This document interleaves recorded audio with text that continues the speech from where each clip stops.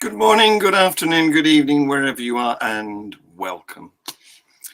Well, now, as you know, because I've publicized it, I've got a guest tonight who has the name Tim Doran.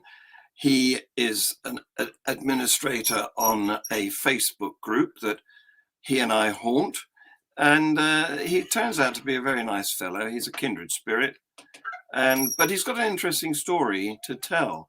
However, he's going to be late. So this is me covering for him for a few minutes. It's good news, really, because his daughter, I don't think he'd mind me telling you this, does skating, and she's in a contest tonight. I don't think he was aware of this at the time we set the date for our show together, but she's got through. She's got through round after round. And so he's being delayed because she's successful at skating. And he's a big family guy. So he's got his priorities right. Tim, how the devil are you? Hello. 1 second, I'm switching over to my Bluetooth. All right, there we go. You're doing an outside broadcast, I see. No, I'm just walking to my car. I just left. Well, you've got a pretty good signal. Anyway, congratulations. Yeah. Congratulations to your daughter. Oh, thank you. Yeah, she's been practicing really hard for that. What did she I'm just switching over. I think I was on my Wi-Fi, from the arena, but yeah. I think I'm switching over to 4G, so it might cut out. I think that's just happened. So, yeah. Anyways, can you hear me? I can. Yes, indeed. You're fine. You're well pictured and well mic'd. Wait a minute. You've just frozen. Maybe I put the hex on you. I can hear you. Now you've come back. Good. John, can you hear me? Yes, I can. Yes, you froze for a minute, but you're back now. I don't hear you right now. 1 second. Yeah, I thought it might cut out. Can you hear me? Can you hear me? Hello, testing, 1, 2, 3. Do you hear me? I can hear you. I can hear you. No, yes? I don't hear you. Hold on a second. I can. It's your Bluetooth, probably, to your earpiece, your earbuds.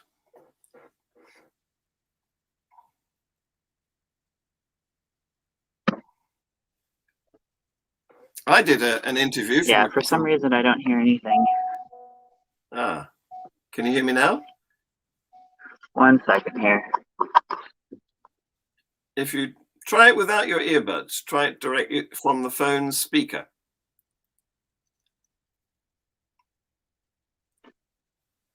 Can you hear me? You remind me of I did an interview from the car a week or so ago when I was invited to be a guest on Just messing with the audio settings here. Radio. We can hear you. He's gone. Okay, so as I was saying, I did an interview from the car a week ago yesterday when I was invited to be a guest on Voice of Islam radio. And they wanted to have an atheist viewpoint. So I was in the middle of driving my daughter to school. And I wasn't in the middle, I just delivered her. So I went and sat in a car park and we had this interview via mobile phone and radio. So you can hear that, the Voice of Islam interview. I've clipped out the 14.5 minutes that included me, and it's on my FreeThought channel, FreeThought Productions. So try you again, Tim. Hello, how are you now? Nope, he's gone again.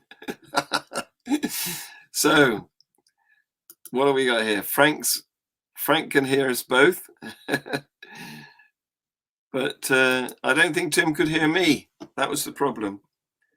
So, yeah, technology is fine when it works, isn't it? So what shall I do now? What shall I... Oh, he's coming back. Try again. Hello, Tim. Hi. Can you hear can me? hear me. I can hear you, and you can hear me. Okay. Yeah, I do. I don't know what happened there. Sorry about that. We've got systems go, so let's take advantage of it. Hey? Okay. So, All right. folks, guys, ladies and gentlemen, Tim Doran, my guest. Hey, guys.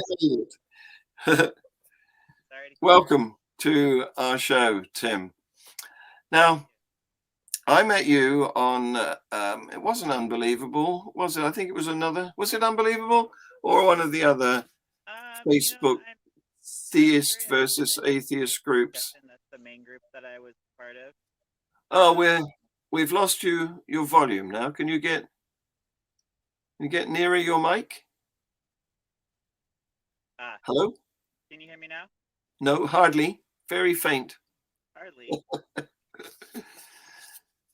Can you get nearer your phone, maybe? No, Gotcha now. You hear me better? Yes, I don't know what you did, but it's working better. It's supposed to be in. Okay. All right. Trying to do this from my car. All right. You can hear me okay? I can. Okay. All right.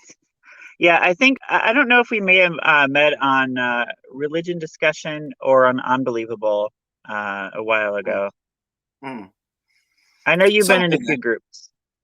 Yeah, I get about. Yeah. Yes. Yeah. I noticed that you were liking some of my comments, and I was agreeing with some of your comments, and I thought, here's a kindred spirit. I'll see if I can get to know him. No, I definitely think that we agree on a lot of things.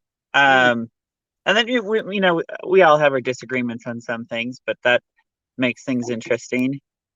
Yeah, absolutely. Have you ever been religious? No. Interesting. Okay. Yeah. Well, so what caused you to be religious or like be interested in this stuff then? Well, that's a good question. So we agreed when we chatted before that you might interview me as much as I interview you in this session. So okay, so that's a good question. The situation here in the UK is a bit different from America. America has much more religiosity. Yes, a lot more. Last century, when I was born, in the middle of last century, religion was pretty much gone. We had that anachronistic thing. We had an established church, but because it had all the privileges, it didn't have to evangelize. So the audience just drifted away. It got complacent in its position, conducting coronations, having bishops in the government, and control of a lot of schools. They didn't need to work, it seemed to the leaders of the Anglican religion at the time. And so they didn't modernize. And gradually, the audience that liked their older style, the wheezy old church organs, that audience dwindled away and stopped. They died, they didn't come anymore. And they hadn't modernized to attract any replacement younger people. They were the rock musician style of evangelicalism hadn't come to this country at that time. So there were no replacements and the Anglican Church was shrinking. So that meant that lots of children like me raised during that era weren't forced to go to church by our parents. We came from a family where uncles and aunts never talked about church. The only time that we got involved in church was if there was a wedding, and that was a party, with a bit of churchy stuff at the beginning. Right. And of course, if there was a funeral, and of course the kids didn't get taken much to funerals, so I escaped. I was raised in a secular condition. You weren't, were you? Oh no. No, religion has been a really big part of my life since I was 0, basically. Wow. Yeah, I come from a family of 9. My parents were Catholic. Mm-hmm. And I was the only one that was not baptized in the Catholic Church. They left the Catholic Church because they were drawn. They wanted something more from religion, I guess. Mm-hmm. And so they explored different Protestant denominations. So I kind of moved around, and was exposed to, several different churches growing up. But I would say that religion was like my parents' biggest hobby. They were involved. Like, they would have Bible studies at our house all the time, and we would go to church 2 to 3 times a week growing up. So it was huge. And then I homeschooled for religious reasons.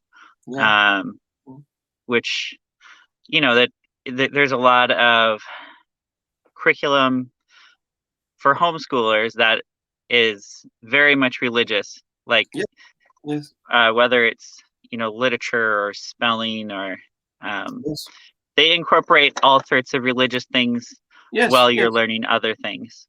Yes, all the examples, when you're studying English language, all of the examples come from the scriptures. What a coincidence. Hey,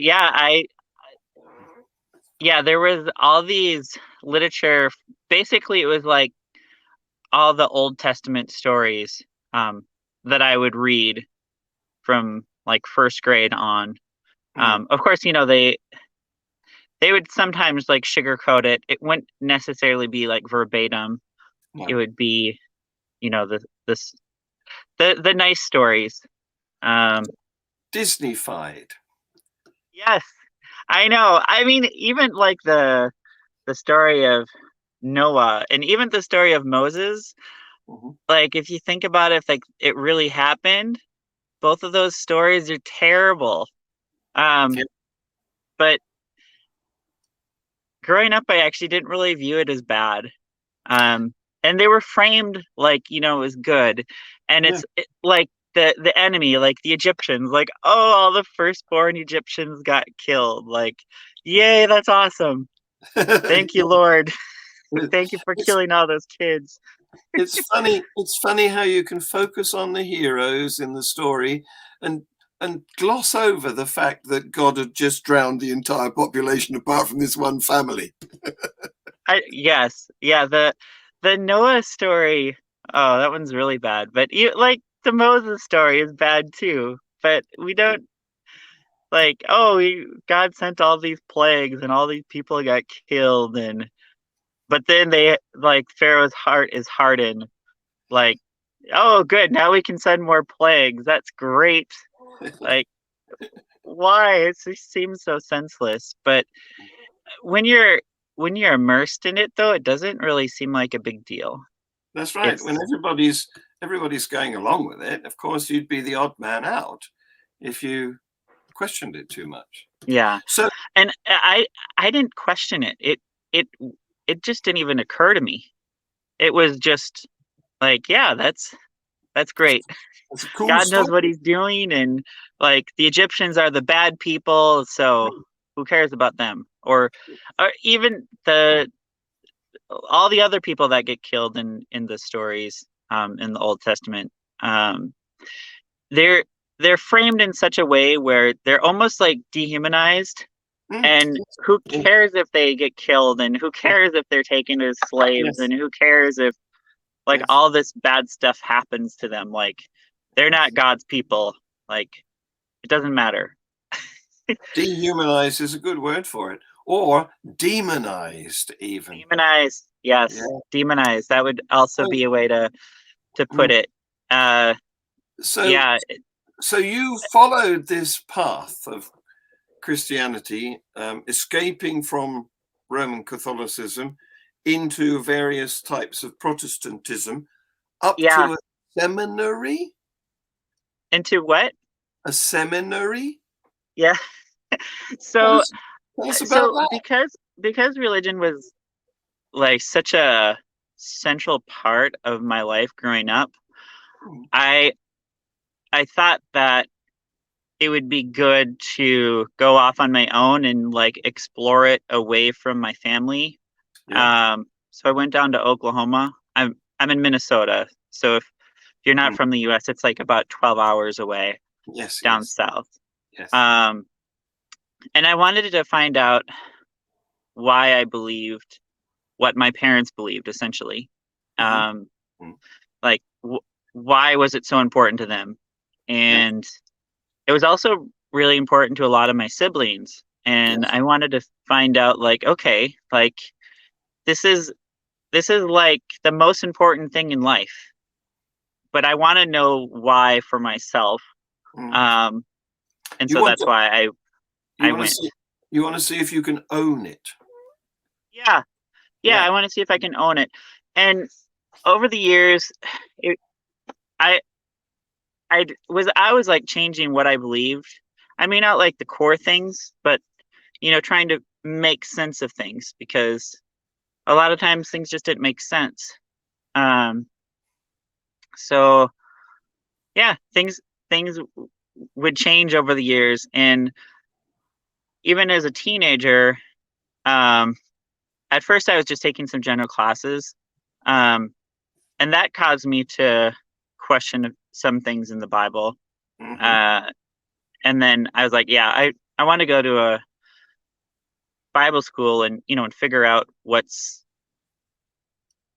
what and why do people believe this. Uh-huh. And so I did. So That's where I how met my long? wife. Well, that was a big plus, obviously. Yeah, no, that was good. That was good.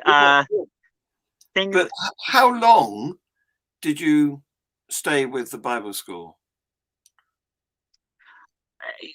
so I I graduated from there, and Yeah. then I went to another religious school called Northwestern. It's So, it's so Billy you. Graham's school. I don't know if you're familiar with Billy Graham. Oh, yeah, yeah, definitely. So you graduated. That was that at 16, 18, 21? 21. Yeah, 21. Yeah. So that was yeah, like the end, that was like the end of further education, a degree. yeah. And then I went back again. Yeah. I got another degree, and then it because it was a religious university, it still had a bunch of religious classes that went with it. Yes. Uh, so I had my share of religious schooling, um, and I also went to like a private Christian high school, Yeah. Yeah. which That's was very something that immersed. that's something that you have in the States that we don't have here, really. You have. Interesting. You don't have religious high school? Well, I won't say we don't have, but I was thinking of religious universities because you have Liberty Ah, University, for example. That's yeah. out and out Christian university. Uh, Oh, I and see. there's one in just outside Boston where an old sparring partner of mine is a professor.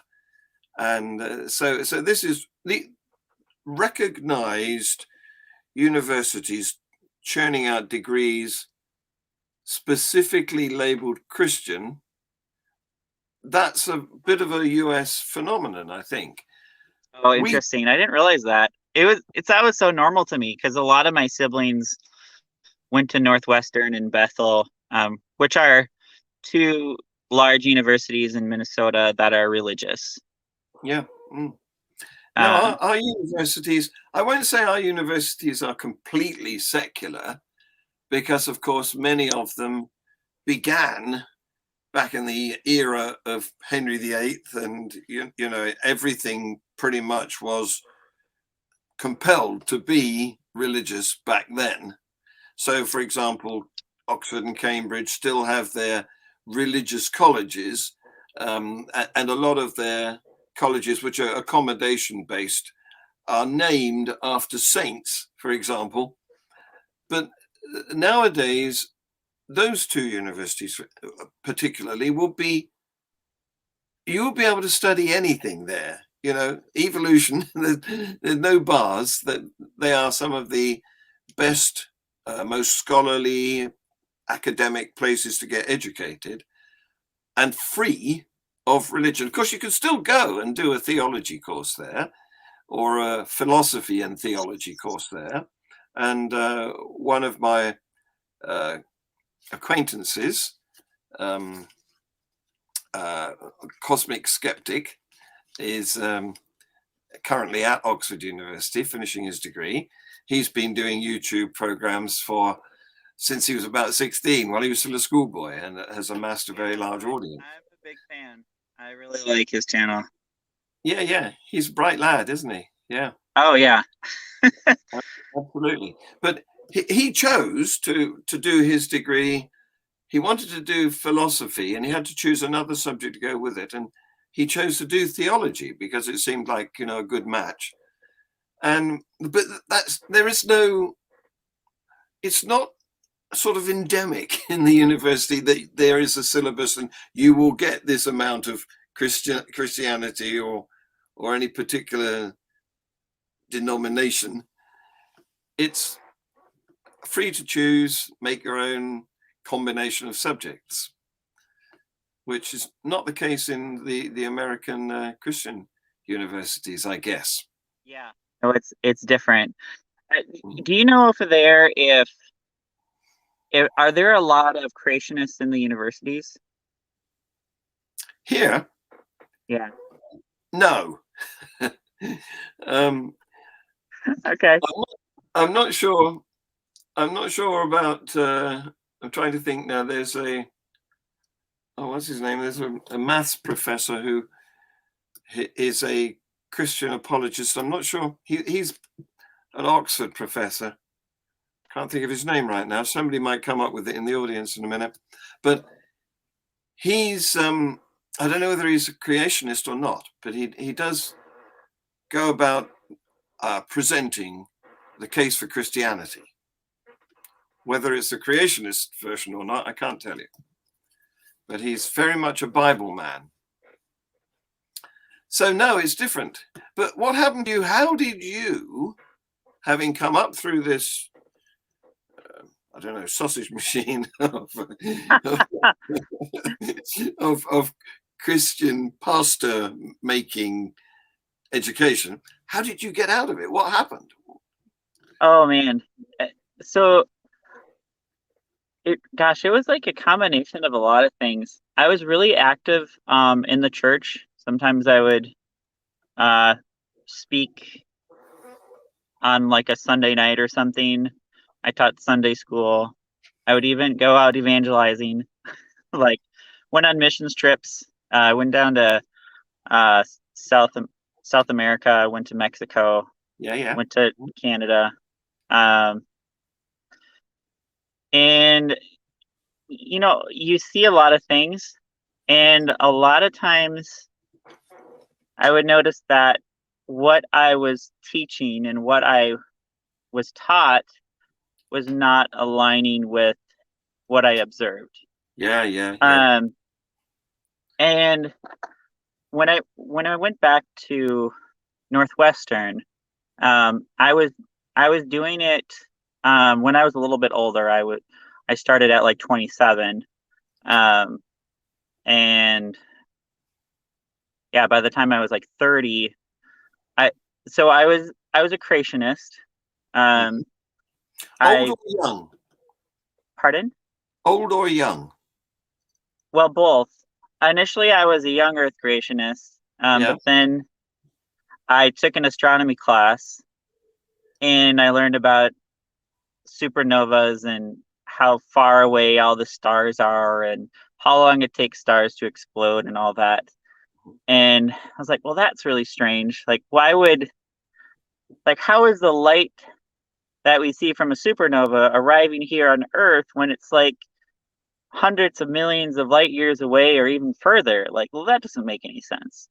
And then why would a star go supernova when the Earth is only 6,000 years old? That doesn't make any sense either. No. And I emailed, I don't know if it was like Answers in Genesis or something. I emailed one of those creationist organizations. Yeah. And I asked them all these questions because I was really confused. Like, what's going on? Yes. And they replied like, well, God just made all the lights and the stars to be exploding and getting to the Earth.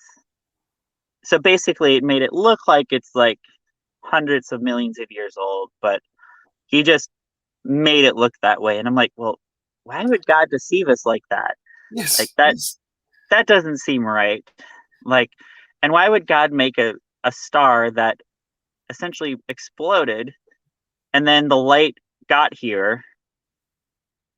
Like, just created it that way in the middle of exploding.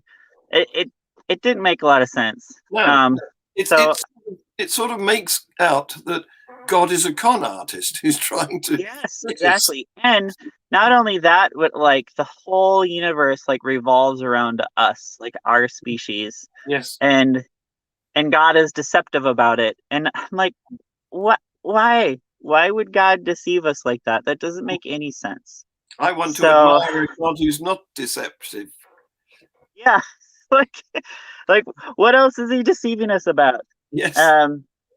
So I was like, that doesn't make any sense. So that got me thinking. But still, it didn't like stop me from believing. It just made me think, well, I should be so confident about what I believe. And I should continue to ask questions. So a lot of years went by. Still as a creationist. One of my older brothers, he was not particularly religious, and he would like give me evolution books. And and this Mike, if you hear this, I love you. I thought like, man, he's the devil's using him to deceive me. Like, like evolution is bad.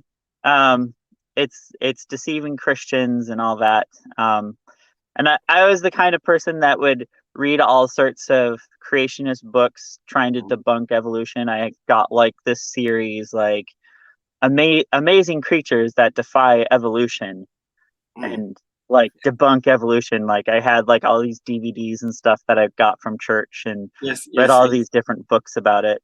Yes. Anyways, like, so that was me. But then I went to Northwestern, and one of my professors there was, he was not a creationist. Like he was a Christian. He was he believed that God basically guided evolution. But he asked the class, was like, oh, how many of you are creationists? And like, guys, over half the class raised their hand. And he's like, so there was a whole chapter on evolution. And then he was talking about the scientist named Francis Collins, who wrote some books about evolution and basically God directing it and all that. And I was not open to anyone talking to me about evolution. I simply just thought that like they were being used by Satan or something, Yeah, exactly. Yes. But because this professor, like, he had really gained my respect. My dad had passed away from cancer, and it was a rough time. And he was like there personally for me. And because that, I I was like, okay, I should respect this man. Like he earned my trust. He earned my respect. Yeah. I'm gonna like take a listen to what he has to say and like read with an open mind. And he was like, yeah, I would suggest like, reading some Francis Collin books and watching some of his lectures on top of like the lessons they already had about it. And so that caused me to look with an open mind about it. And so I slowly like, well, yeah, maybe, yeah, it does. Like then I started reading more books about it because I was like, wow, this actually makes sense. So it sounds to me as though you've moved on through Francis Collins and gone on beyond, because he's still a Christian. Yes. So I was really into like doctrine, Christian doctrine, and the doctrine that Francis Collins brought along, I didn't feel like it really made a lot of sense with his view. But what did make a lot of sense was how he presented the evidence for evolution. And then it got me curious to read more books. Yes. He is odd in that, I mean, he's not mainstream in the slightest, but he's unusual in being quite an academic scientist. Yeah. Who has retained his Christian belief. He's an outlier. He sticks out. So the thing that I got hung up on, eventually I just was like, yeah, like the evidence is overwhelming and like we evolved.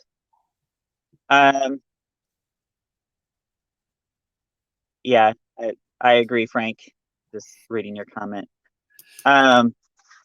So I accepted it. I'm like, yeah, like there's no denying it. Like we definitely evolved. Like the evidence was just so overwhelming.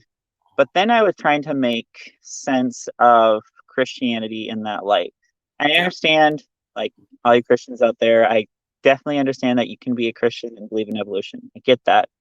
But there's all sorts of problems that I had with it. One of the things that I got really hung up on was how species, it's not like Homo habilis gives birth to Homo sapien. It doesn't work that way. It like evolution is very gradual and it occurs in groups. So I'm like, wait a minute, Adam and Eve, what's up with that? And people would say like, oh, like that's easy. Like they just gave birth and the baby had a spirit. Like, well, what? That seems very arbitrary. So they're basically the same species, but one has a spirit and one doesn't. So what happens if like the spirit species has sexy time with the same species without a spirit? Like then what? Like it seems very human centric. Like so I'm like, well, there never really was a first human. So where do you draw the line of like, well, this animal goes to heaven and this animal doesn't go to heaven. This animal goes to hell and this animal doesn't go to hell. Like the mommy and the daddy, Homo habilis, like they don't go to heaven or hell. They just die and they turn into dust. But their baby Billy, somehow he goes to heaven or hell. Like that, it didn't make any sense to me. And I was hung up on that for like a couple years. And I know that maybe sounds silly to some people who haven't. I couldn't make sense of it. And so I started reading more books to like try to figure out like, I don't think I have all the answers here. I used to be so confident about my Christianity and now I'm like, wow, it doesn't make sense. And so then I began to start questioning other things about it. Just because things weren't adding up. And it wasn't like I just woke up one day and I'm like, oh, I don't believe in God. It was like, it is a journey, isn't it? It's a process. You can't suddenly switch it off. You've got to go through all this analysis. That's why they have a word, deconversion. yes, exactly. Yeah. Well, this caused a lot of problems in my personal life. Oh.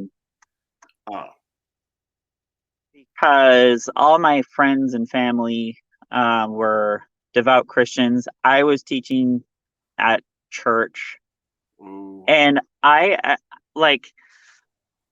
started to feel guilty about the things I was saying. Yes.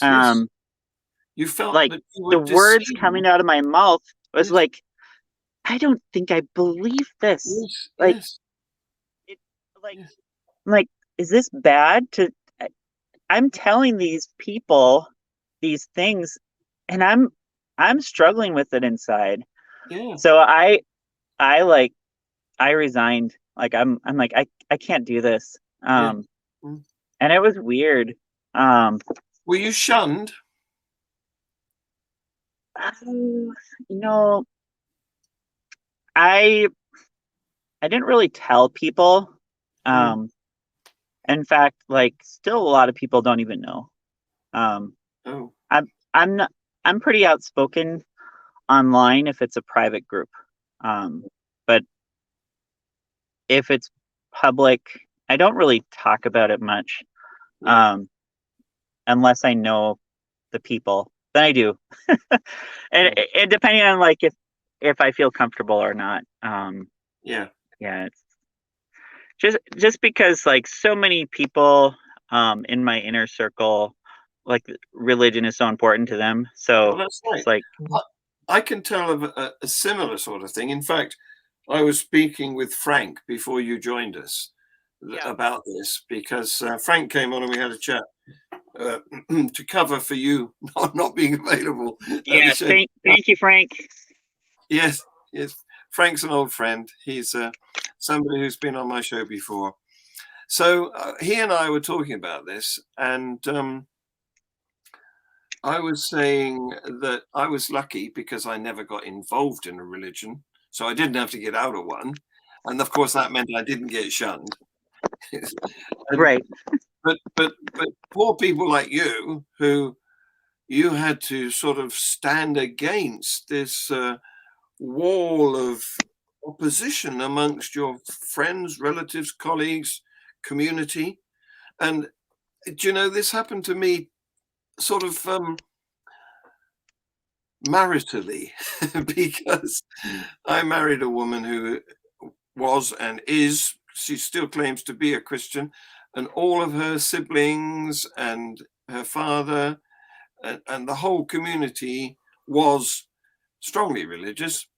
And so I wrote my books under a pseudonym. This is what I was talking to Frank about earlier. Oh, because interesting. Oh my goodness. Like you, I didn't want to upset any apple carts. Yes, and I'm in the same boat with my spouse. Yes. Yeah. So I don't want to upset anyone. No. Especially not my partner. No, of course not. No. So maybe we should keep this a secret meeting. No, it's fine. It's fine.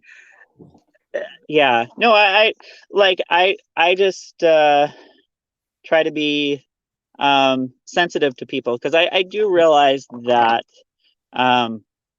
religion is very important to people. It's very personal. It is, yeah. And so, like, that's why I typically just talk about it in designated areas, like Unbelievable or other groups where, like, okay, you're a Christian, but you're there for a reason. You want to have a conversation about it. But if you don't want to have a conversation about it, that's fine. I'm like, I don't want to, disrupt your belief if you don't want to have a talk about it, that's fine. Yeah. Well, you can't really change people's minds. The only person who can do that is themselves.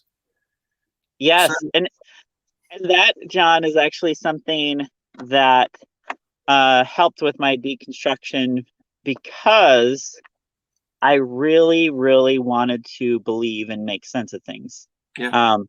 And that may sound like crazy to you and to some other people, but like, I just felt like my life was falling apart, like, because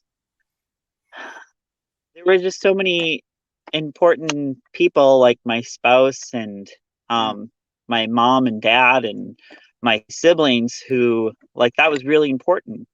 And it was like, oh my goodness, I can't believe this. Like, I cannot force myself to believe this. And then I'm like, wait a minute, like, you mean I can't just choose what I want to believe? Like, a lot of Christianity, I mean, I know there's some denominations that don't believe this, but like, the central doctrine of Christianity is believe in Jesus, believe that he rose from the dead, believe that he's God, all that. And I'm like, wait a minute, I can't even choose to believe that if I want to. And if I don't, I'm going to be sent to hell. Like, that's ridiculous. Yeah. It's something beyond my control, and God's going to, like, punish me for that. That's right. Or not save me. Yes, because I sinned. Worse than that, people who have never been told about this situation, that they have to believe in Jesus in order to get to heaven, they don't get to heaven either. And just because they've not been, they were brought up in China or somewhere where they weren't told. Yes, that was another thing that bothered me. Like, that bothered me as a Christian for a long time. Yeah. And but yeah, I tried to believe. I remember having meetings with my pastor, and like, hoping that he could, explain to me and make things make sense to me. But like, all the talks I had with him, it just, like, it made it worse, because all the things that he said were just not good explanations for the things I had problems with. So not being able to choose to believe in Jesus was like, oh, I can't even do that if I want to. And now I'm going to get punished. or to put it nicer, now Jesus is not going to save me because I can't even believe that he's God. Yeah.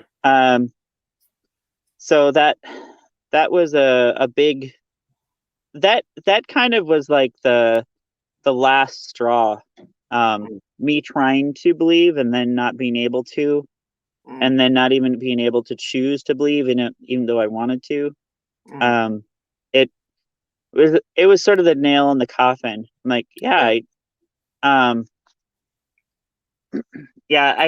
remember talking to my wife about it, and I was like, I'm not sure if there's a God or not, but if there is one, it's not the one that we heard about. Like, and I don't think that it cares about Homo sapiens. Like, we're just another species. Yeah, absolutely. Well, once you, as you were saying earlier, once you recognize that there was no first man or woman, once you recognize that, there's only been a gradual change from ancestors to descendants and never a starting point, then it becomes difficult to think somewhere along this line, baby Billy, and I think that was the expression you used. Yes. Got a soul injected into him and started to believe in Jesus. It's why? Or Yahweh or whatever. Yeah, like, it's just so silly. It stretches credibility, doesn't it? It really did. It really did. And after that, I was just stuck. It was just like I was stuck in doubt, and it only got worse the more I dug. So the whole, like, me trying to get my belief back, that I think that was like, that just did it.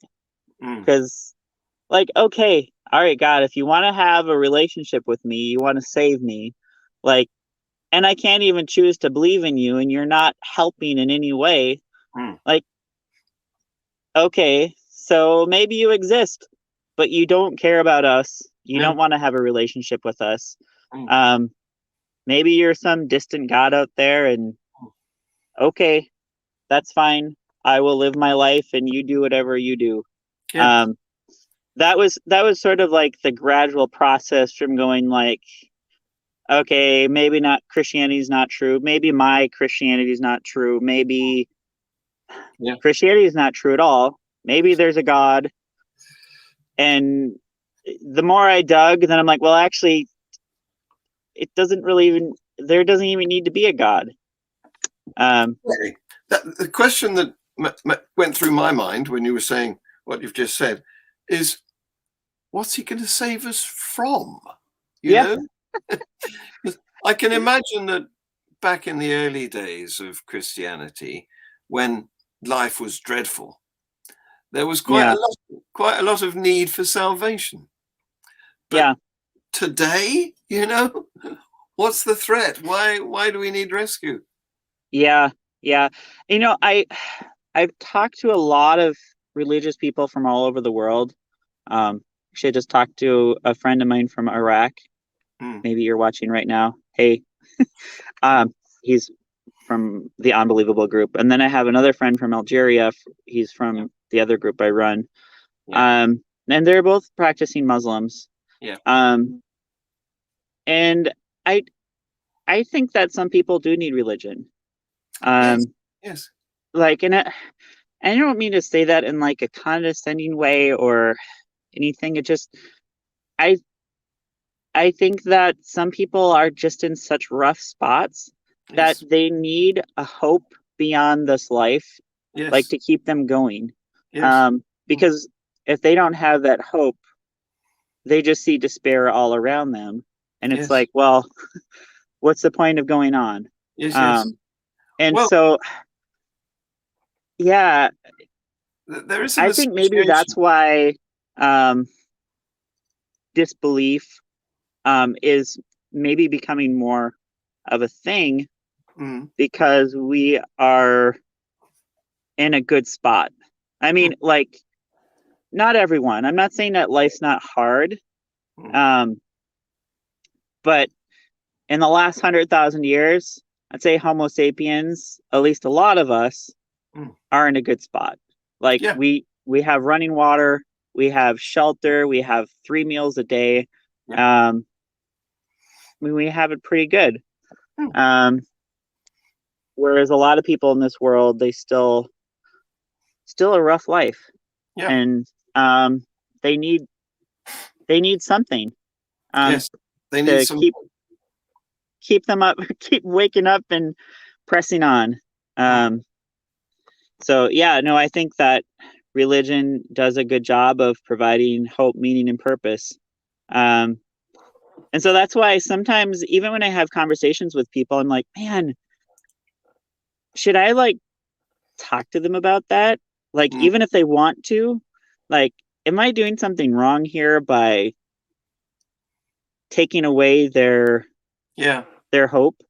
I don't know. Sometimes I have mixed feelings about it. That's what I meant when I said you can't change a person's mind. They're the only people that can do that. So and they can't even either. Well, no, some of them can't. No, but that's why I don't call myself an aggressive atheist. My thing is I'm a retired science teacher, so I want people to understand how science works. You know what evidence is and how we do investigations to discover answers to mysteries. And so I want people to think more critically, and the outcome of that is a more rational world with less religion in it. But I'm not promoting religion. No, I hear you there, and like I'm kind of on board. I guess so. So there's a kind of religious people that don't bother me as much. And all of you religious people, if you're watching, like I love people, like, so it's Yeah. I'm not meaning to attack you, but like liberal Christians, like they don't really bother me as much as far as their belief system goes, because it's like, okay, like you have your hope, meaning, purpose, but you're also not like denying reality. And you're not like, I don't know, trying to change the world to fit your fantasies. That's right. I don't mean that in a rude way, but that's just how I see it. So I oftentimes, like, if liberal Christians, like, I don't really like disagree with them. I mean, go out of my way to disagree with them. Like, yes, I disagree with them generally speaking, but it's like, yeah, that's fine. If you want to have that view and that gives you some sort of meaning in your life, like, sure, that's fine. But the kind of people that do bother me, did you watch the Daniel Pikachu versus David Wood debate? No. Okay. So that was very interesting. And it was disturbing. They basically both agreed that whatever God said they would do, no matter how horrendous, like they would kill or whatever, like they both agreed on that. Did they tell us? Did they tell us how they tuned in to what God was saying? Right. No, they didn't. But obviously, both of them had their holy book, the Quran and the Bible, and yeah. So that sort of mentality of doing whatever, no matter how illogical it is. Yeah. If God says it, I'm going to do it. That is a little bit disturbing. You're not kidding. It's a real puzzle to me, because how are they going to know what God's saying? Because he's been noticeably silent for hundreds of years. a little silent. Yeah. Yeah. And why do they feel the need to be his agent? Why do they not have their own self-esteem and make up their own minds? Why do they have to do what this big boss says? Well, I mean, I know the answers, because I was like that. I would have answered the same way they would have answered. Not proud to say that, but that's how I was. I viewed, well, God knows better than me. And I didn't think about, like, yeah, but even if God knew better than me and God asked me to kill my kid or whatever, why would I do that? God knows better than me, and what? Like, God knows what's best for me, but why do you assume that God wants the best for me? Or, like, how is that the best for my kid to be killed? Like, sure, there's an afterlife, but why would you kill them? But yes, I did think that way. So I get where those people are coming from. I just do find it concerning. So if I'm going to have a conversation with someone, I would prefer to have a conversation with people like that, because if I can at least put a little bit of doubt into them, so that way, when the times come to kill their own child, maybe they'll think twice before they do it. Yeah, I hope so. I'm exaggerating for effect, but yes. I think you get the point. Have you heard about street epistemology? Oh yes, I love it. Yes. I like Anthony, and I think Doug from Pine Creek does a really good job. I don't know if you ever watch his channel. Well, no, I don't, because I'm in the UK, and so the center of my world is different from from yours. You know, Yes. Yeah. I've got connections to Australia and India and Africa, Oh, probably. wow. Oh, very cool. Just And from being online, or have you been there? I've been to some of those places. Yeah, I've been to New Zealand, and I haven't been to India, and pretty much all over Europe and all over the US as well, and quite a lot of Africa I've been to, and Oh, so I, my focus is not, it's not so USA centric as yeah. No, I hear you. hmm, Yeah. I I interacted with a lot of Muslims for the last several years hmm, prior to joining Unbelievable. That hmm, was primarily who I was talking to. I didn't really intentionally do that. It just kind of happened. hmm, Um, Initially, I just went on these groups um, to just express my thoughts without having to worry about offending anyone in my family and my hmm. friends. Um, just because I just had so many thoughts going through my head, but I didn't want to. I didn't want to ruffle any feathers. No. So I just happened to join a group that had a lot of Muslims in it, Hmm, and got to learn a lot about Islam, which was interesting. hmm. Um, which also made me think, I'm like, man, prior to that, like I hardly knew anything about Islam. And Islam also is like, yeah, Christians are going to hell. Um, and here I'm in America, I'm like, Muslims, like, what do they believe? Like, I have no idea. Yeah. But I guess I'm going to Muslim hell. Oh darn.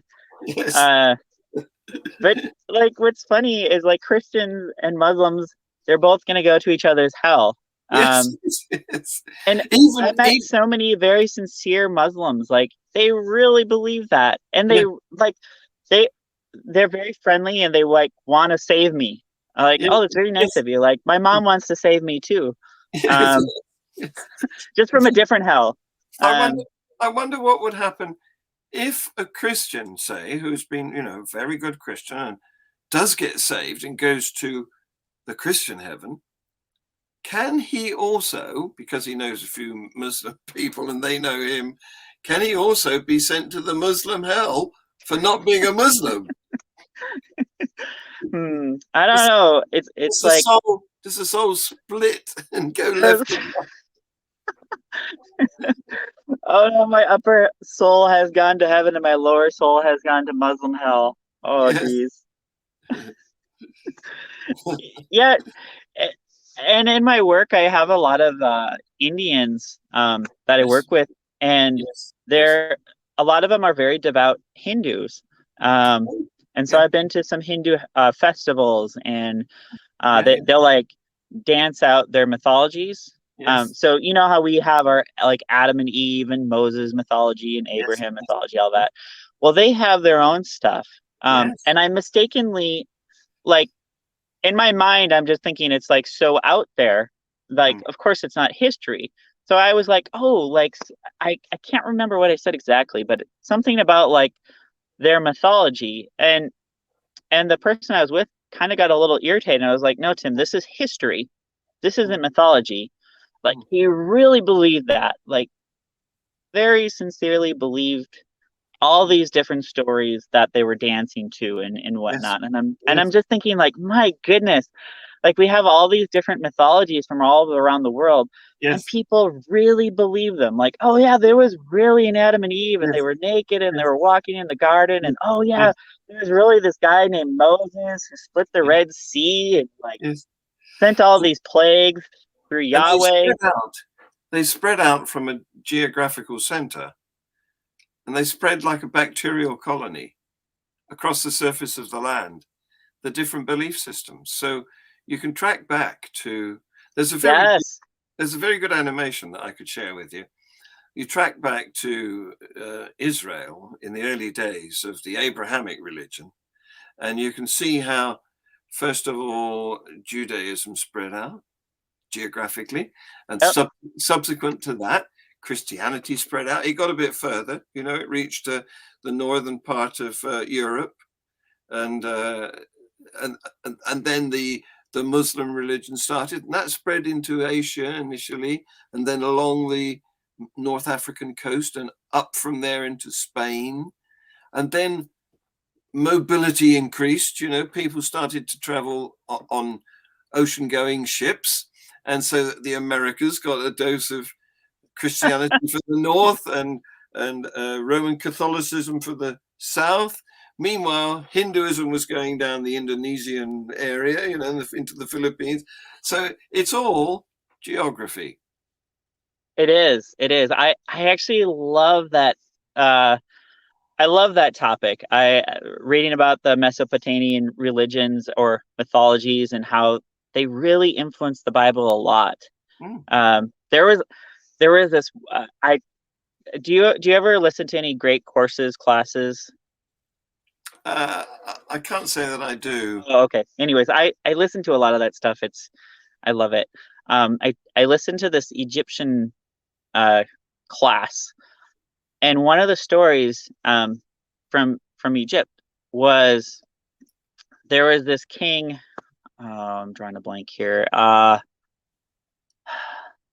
He was one of the first kings that built the first pyramids. The first pyramid caved in, the second pyramid caved in, and then the third one stood. And actually, they used from there. Kings after that used his model of making the pyramids. Yeah. But anyways, there was a story about him. He went out on a boat with a bunch of naked ladies. Well, they had fishnets, and they had a turquoise pendant on them because turquoise was popular back then.